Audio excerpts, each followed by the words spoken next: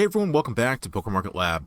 We are going to look at each Scarlet and Violet set, and we are going to rank them today, basically from the standpoint of how I view the sets, not necessarily where you should go, whether you should go out and buy them now, but whether the sets in question are good enough to be investments, but independent of price point. So I thought it'd be interesting to look at each set. We will talk about price points at the as they relate to the time of recording of this video, but in general we're talking about the sets themselves. And with that, let's get into it. First set, of course, we're going to be talking about today, we're going to do this in chronological order here, is Scarlet and Violet base. The Scarlet and Violet booster boxes are sitting right at about that $120 mark on TCG Player right now. Last year or so, they sold about 2,000 boxes, and we've certainly seen these get gobbled up recently as people are looking just for, I don't think necessarily good product, but they're just looking for anything in Scarlet and Violet that is considered cheap. And I don't think this run up in price and accumulation in Scarlet and Violet bases is natural. It's not. I don't think it's a fantastic set. Let's look at the cards. We have that Gardevoir up top at a $34 price point. I would consider this a scene card. There's nothing fancy about it. We definitely start to see in Scarlet and Violet base a change in artwork versus Sword and Shield. They certainly kind of draw that line in the sand and say, hey, we're leaving that kind of style of artwork from Sword and Shield behind, and we're moving to something a little bit more fun here. That's kind of what I would describe this set as. It's definitely, if you're looking for cute artsy cards, scene cards where you don't really have much in the way of big bad Pokemon, this is definitely the set for you. But there's not a ton here. Definitely a set with some good trainer cards. But there's really, for me personally, there's not a ton here. I wouldn't call it a trash set, but it's just not enough for me to really, gobble this up. I did accumulate a few of these boxes at a really cheap price, just a price point that I probably wouldn't pass any Pokemon box up at. So let's go back and rank this. So let's grab Scarlet and Violet here. I'm gonna put this is a solid C tier for me. Not a trash set, but this is one where, yeah, if the right price point is right, if it's really cheap, of course I'm gonna pick it up. But 120 bucks a pop, there are other boxes to buy, as we will see here shortly. And we're going to go on to the next set in Scarlet Violet, which is Paldea Evolved, which has had a fantastic year. Over 2,700 boxes sold, sitting right at $140 price point.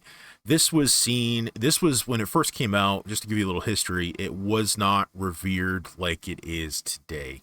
It was an okay set. Focus at the time was still on Sword and Shield. No one was really paying attention to Scarlet and Violet all that much. So these boxes, upon release, were pretty cheap. About $100. You could get them for less on TikTok, but it really wasn't focused on yet. Let's look at the cards. Of course, we have the Magikarp sitting at $190. That is your chase card for this set. I've said this before, it's not my favorite card. It's a little busy for me. But there's other stuff to like in Paldea Evolved. You get the Iono trainer, obviously one of the better trainers in all of Scarlet and Violet. You get the Tyranitar, Raichu. There's definitely some good stuff here for people. But it's not, for a little while, Paldea was considered, the best set in Scarlet Violet. That's obviously, I think, not the case. I think the market price of $140 a booster box compared to some of the other sets we're going to look at, I think it makes sense. I think that's an appropriate, I think the market's taking into account where it should be. But this is definitely a step up from Scarlet Violet base for sure. So let's rank Paldea Evolved. I'm going to say, let's find Paldea Evolved, I think is a B tier set. Okay, it's not, this is my personal take. Obviously, all of this is my personal subjective take, but it's okay. It's not fancy, not fantastic, I should say. And let's look at the third box in the Scarlet and Violet lineup here, Obsidian Flames. Again, during release of this was not considered an amazing set, still not considered an amazing set today. And this sat very flat and sub $100 for a long time. And again, we're starting to see a lot of Scarlet Violet boxes start going up in value. Some of that is irrespective of the cards within them, and that's where you as an investor need to be careful. You need to form your opinion. Do this exercise that we're doing now. Look at what the market demand is, what the market demand has been, and what are the cards in the set? Do they look good? Me looking at Obsidian Flames subjectively is definitely a better set. I think it's a better set than Paldea Evolved. There's just more in here that I want to grab. I own more of the cards just in this one screen here than I own of Paldea Evolved. The problem with Obsidian Flames is, and I've talked about this before, is really the rate of pulls, the pull rate. It's just too good. And so that means there's more supply in the market when the demand isn't necessarily there, and so the prices of cards just, it's not there. I wouldn't even say you have one chase in that Charizard EX there. It's a good card. I own one, but it's just from a price standpoint, there's not much there. But artwork wise, there's definitely something to be said for some of the artwork, especially that Gloom. That's a beautiful card, very cheap for what it is. And they definitely took some more risks here in the types of cards. And we look at the different types of cards that we have. We have big bad Pokemon. We have some more cartoony looking Pokemon in the PGA EX. We have the Cleffa here. This is what I would call a scene card. This is kind of what we were going to see. We saw a lot of this in 151, right? That Pokemon kind of in their element. Very small. Pokemon's very small. The subject is very small in the scene, and you have a lot of their surroundings there. We saw that in 151. So this definitely started to step out of the bubble here a little bit on Obsidian Flames. It's just the market. It's just the pull rates. I mean, there's just not much. There's no chase on these cards. It's easy to get them, and that, as we see later on in Scarlet and Violet, that matters tremendously. The market doesn't take the pull rate as a negative thing. The market's going to do what the market's going to do. So it's not like people are like pushing back on the fact that the set has a bad pull rate. From an investment standpoint, we want bad pull rates. I know that seems weird, but we want people to open boxes to chase things, right? So, and with that, yeah, Obsidian Flames, where are we going to rate that? Let's see here. I think from an artwork standpoint, I'd say I'd like Obsidian Flames. I think it's up there with Paldea. Most people will probably put this at a C tier. I like it. Booster box prices, I think that's appropriate for what it is. I think there's some good cards in that set. So I think that's appropriate. And let's go on to everyone's favorite here, 151. A very weird set because at the time of it was anticipated, but at the time we were still in a fairly bear market for Pokemon. I would definitely say this was still bear market time. So you could get these were pre-orderable, $35 a pop, $40 a pop, depending where you looked, and they stayed that way for a while. And so we just surpassed here. Yeah, you can see about a year ago, under $50 still, and these have run up all the way to $117 a booster box. This is the ETB I'm looking at, by the way.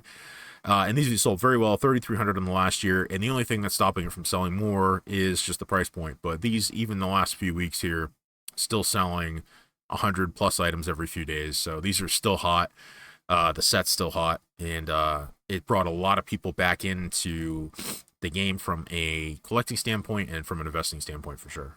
And let's look at the cards in the set. This is a fantastic gallery of beautiful cards of the original 151.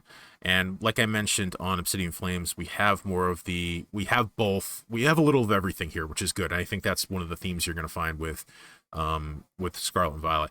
So we have that Charizard EX at the top, sitting at $200 a card, and beautiful in his scene. Again, this is not a big bad Charizard, right? This isn't a close-up on Charizard doing its thing in battle. This is a zoomed out version of Charizard. So but I think the nostalgia that people had with 151 means that it didn't matter. They wanted to see the Pokemon in their elements. So and beautiful values sitting here. You get that $200 Charizard EX, and then we get Blastoise EX as a second place position there.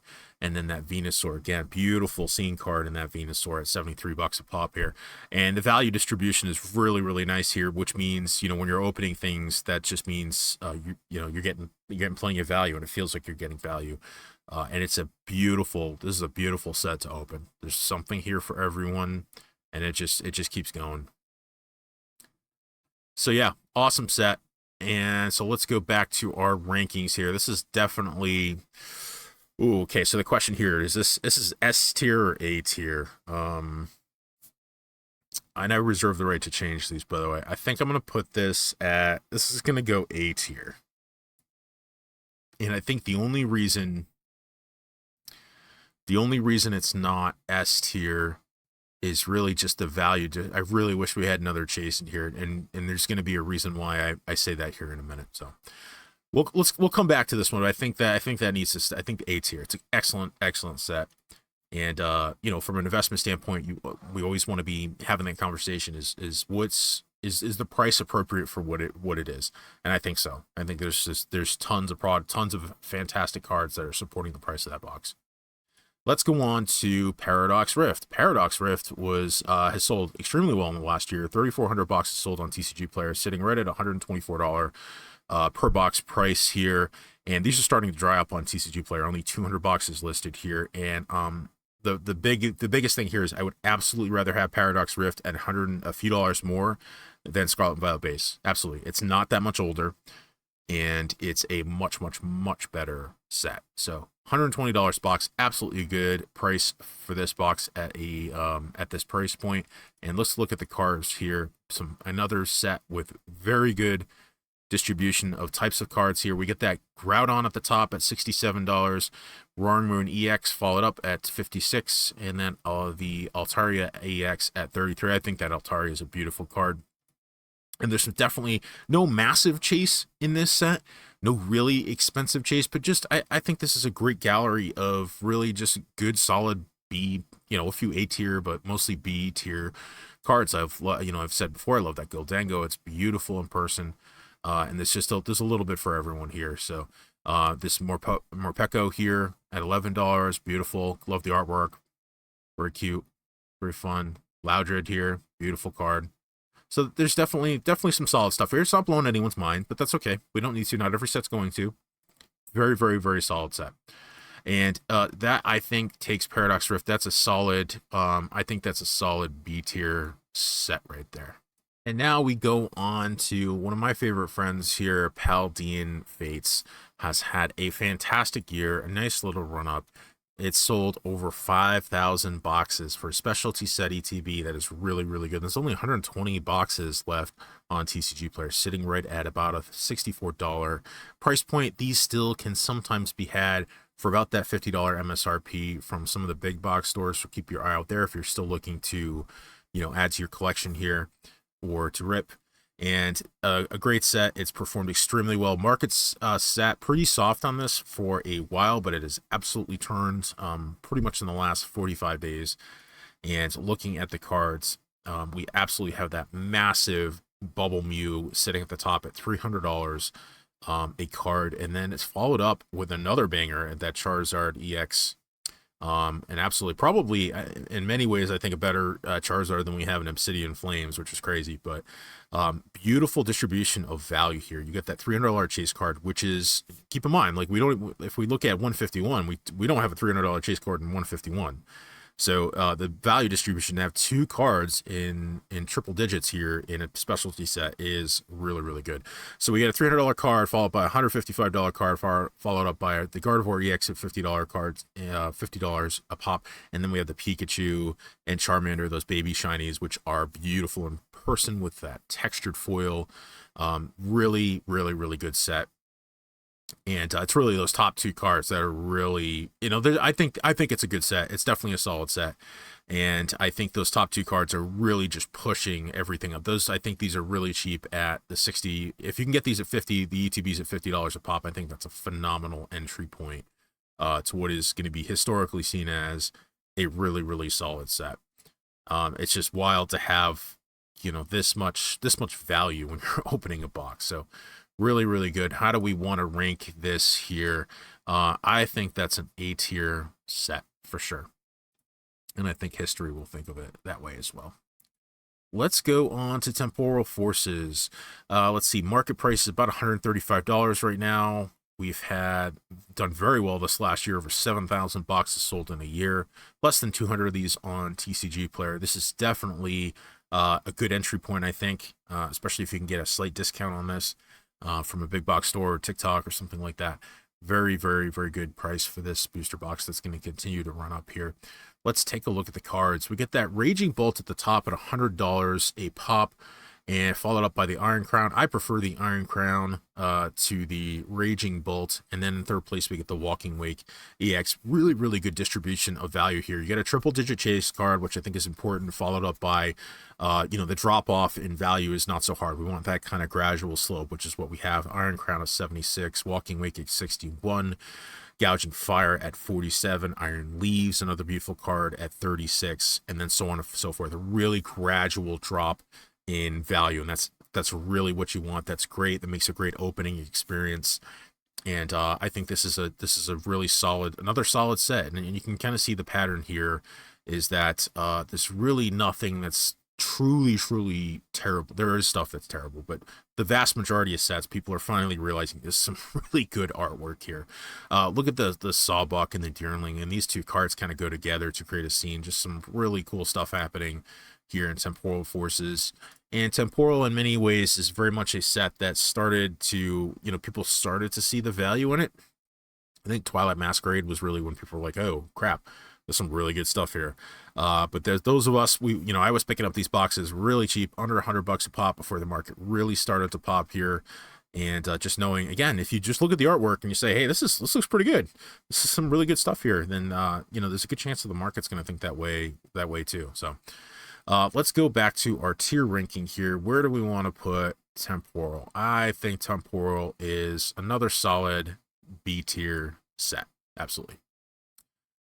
Let's go on to when the set that really started the bull run, I would say. And some of that could be the set, some of that could be pricing of Sword and Shield just really got to the point where it was so high that people were looking at, hey, I can get 2, possibly even 3 boxes of almost anything in Scarlet and Violet for the same price. And there's some good stuff there, and there's some really good upside potential. So the money kind of shifted over. So let's look at the performance here for Twilight Masquerade, sitting at about $150 a box, almost 7,000 sold in the last year, and less than 150 of these on TCG Player.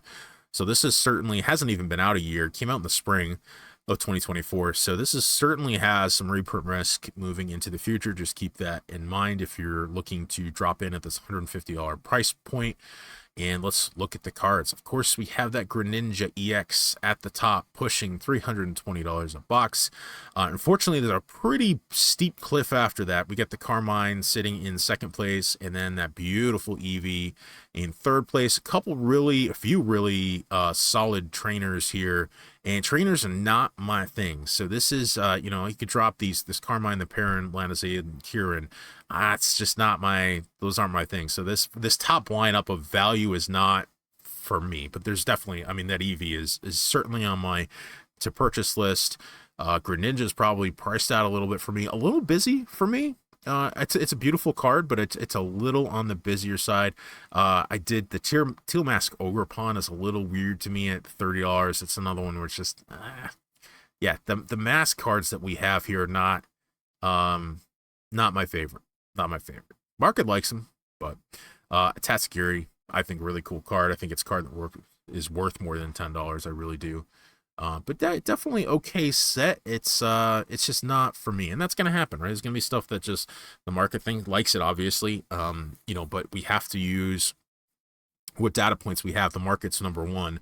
But we're in the middle of a bull market, so it makes it hard to really figure out, is this organic or not? And from an investment standpoint, if you want to be in this long term, if I want to buy booster boxes to hold on for a long period of time, I want to buy stuff that's organic, stuff that's got good cards in it. And this does. And I don't think this is inorganic. It's just, it's not my cup of tea. So there's some good stuff in here. Just it's kind of missing my tastes, I guess is what I should say. So let's go back to the tier list and see where we want to rank Twilight Masquerade. I think, if we had a tier between A and B, I think that's where it would be for me. For my personal taste, I think it's a B tier. I think the market thinks it's probably an A tier, but for me, it's just B. Let's go on to what everyone's opposite of favorite, Shrouded Fable. This has really struggled to do much this year. It has sold some boxes, so but I think the price point's really what's driving those boxes. It's sitting right about $35 market price here, which means probably get them cheaper sometimes. Only sold about 2,400 boxes on TCG Player, and there's over 2,000 listed still. So it's going to be extremely hard to move these. I made a video a while ago about looking where others aren't looking, and if you can get these really dirt cheap, it could be one of those things where long term, if no one's holding them away, or if you're looking to get boxes, really cheap packs to crack, this is a really good opportunity to do that. And it's not like there's nothing here, there's just nothing fantastic here. So, the top card is Earthen Vessel in this set here, and there is some value, and I think there's some value listed on TCG Player mainly because I don't know that there's a ton of demand for some of these individual singles here. So there's some good stuff. You got Cassiopeia here in the third spot, setting at $50 a pop. The Duskill and Dusk Noir, I think, are cool cards. Those are pretty interesting, possibly in my pickup list in the future. But yeah, it's just nothing great here. Again, there is some stuff, but it's just nothing. It's not blowing me away. Definitely not blowing me away for a specialty set. I don't have any. We'll put it that way. I don't own any. If I get a really good deal, like $20 at ETB, maybe. And I can't tell you how many times in the cardboard world I've seen sets that are completely hated on, like dumpster fire, sold at bottom basement prices, and then the people that pick them up end up being the winners because the market just turns on it. But that's not how I make my decision for purchasing. I'm not buying it just because it's cheap. And the other part of it, these are ETBs. They're hard to store. So I think this is the only set in Scarlet Violet. It's D tier for me. So let's go on to some better news. Stellar Crown, solid product, $125 a booster box here. 6,200 boxes sold in the last year. These are actually drying up on TCG Player now. These were sitting, volume was listed, available market was listed about 700 recently, but that Black Friday kind of blew things out here. Really solid set, very young in age. So to be less than 6 months old, but have less than 300 boxes listed on TCG Player is quite good. And this is, I think this is fairly cheap for this set still. Again, $125 a box. I would much rather have this versus Scarlet and Violet base. So I think this is still a really good price point for a product that I think is going to be seen as one of the better sets, a solid set in Scarlet and Violet. And looking at the cards here, of course, we have that Terapagos at the top spot at $81, that Squirtle, that beautiful scene card, multiple Pokemon here at $55, and that Bulbasaur in third spot at $47, another beautiful scene card. I do like this set. I think this was extremely fun to open. There's a lot here. You get the Terapagos at the top. You got scene cards. We got this Aurora here is a beautiful card. That's on my pickup list. Really cheap card. That's I think is beautiful. Again, another solid set with lots of stuff for everyone. So very, very solid. You can see the theme here, right? We're seeing a lot of B tier sets. And again, this is my subjectivity here, but if we look at the pricing, a lot of these are fairly aligned, other than maybe Twilight Masquerade being a bit higher.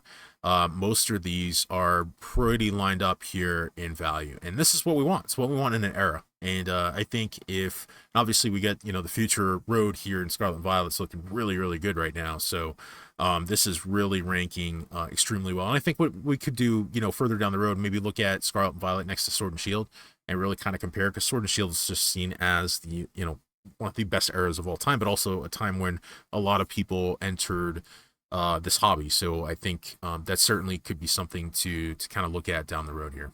Last but not least, Surging Sparks, the most recent Scarlet and Violet set with over almost 7,500 boxes sold in the last year, sitting at a $206 market price. Absolute banger of a set. Easily a contender for that magical $500 box price in 2025 with this bull market. Unless we get another, or multiple banger sets that are just steal all the available capital for Surging Sparks. This is, from an investment standpoint, this is absolutely a dream. From a collector standpoint, it's a dream. From an opening standpoint, it's a dream. It checks every single box that I personally have.